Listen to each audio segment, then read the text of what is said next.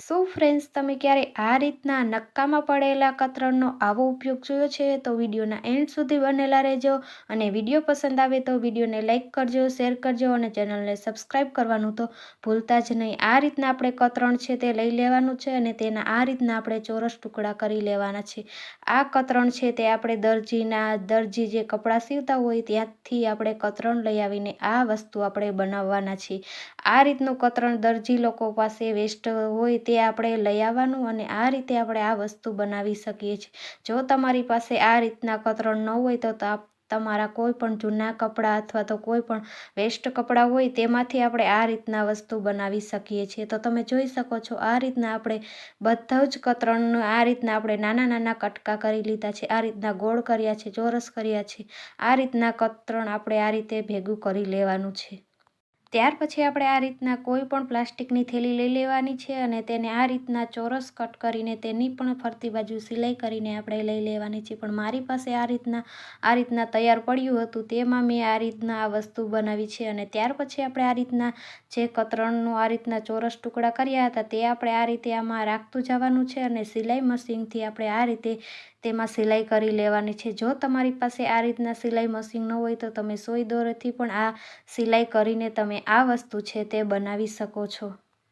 તો ફ્રેન્ડ્સ, આ રીતના જે નકામા કપડાના આ રીતના ટુકડા હોય તે દરજી લોકો છે તે ફેંકી દેતા હોય, પણ આપણે આ રીતના વસ્તુ વેસ્ટમાંથી બેસ્ટ વસ્તુ આપણે આ રીતે બનાવી શકીએ છીએ. આ રીતે આપણે સિલાઈ કરતું જવાનું છે. આ રીતના આપણે ચોરસ ટુકડા કર્યા છે તેને આપણે આ રીતે ફોલ્ડ કરીને આ રીતે આપણે આખામાં આ રીતના વારાફરતી આપણે લાઈન કરીને આ રીતે કરી લેવાનું છે.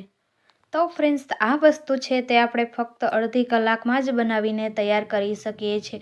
તો ફ્રેન્ડ્સ, તમને આ આઈડિયા જરા પણ યુઝફુલ લાગ્યો હોય તો ચેનલને સબસ્ક્રાઈબ જરૂર કરી દેજો અને તમારા ફ્રેન્ડ્સ અને ફેમિલી મેમ્બરમાં જરૂર શેર કરી દેજો. તો તમે જોઈ શકો છો કે આપણે આ રીતે લાઈન કરી લીધી છે. આ જ રીતે આપણે આખામાં આ રીતે આપણે તૈયાર કરી લેવાનું છે. તો ફ્રેન્ડ્સ, આ વસ્તુ છે આપણે ઘરે બનાવી લીધી ને તો આપણા ઘણા બધા પૈસાની બચત થવાની છે અને આ વસ્તુ છે તે સરસ એવી લાગશે કે કોઈને ખબર જ નહીં પડે કે આ વસ્તુ છે તે આપણે નક્કામાં પડેલી કતરણમાંથી બનાવી છે. તો તમે જોઈ શકો છો આ રીતે આપણે અડધું આ રીતના બનાવીને તૈયાર કરી લીધું છે અને ત્યાર પછી આપણે આ રીતે થોડું બચેલું છે તે આપણે આ રીતે સિલાઈ કરીને આ જ રીતે આપણે પૂરું કરી લેવાનું છે.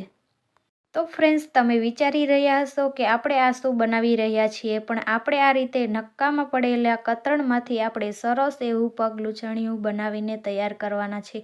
આ પગલૂછણિયું છે તે આપણે બિલકુલ ઘરે ફ્રીમાં બનાવી શકીએ છીએ. તો તમે જોઈ શકો છો કે આપણું પગલૂછણિયું છે તે બનીને તૈયાર થઈ ગયું છે અને કોઈને લાગશે જ નહીં કે આપણે આ રીતના નક્કામાં પડેલા કતરણમાંથી આ વસ્તુ બનાવ્યું છે.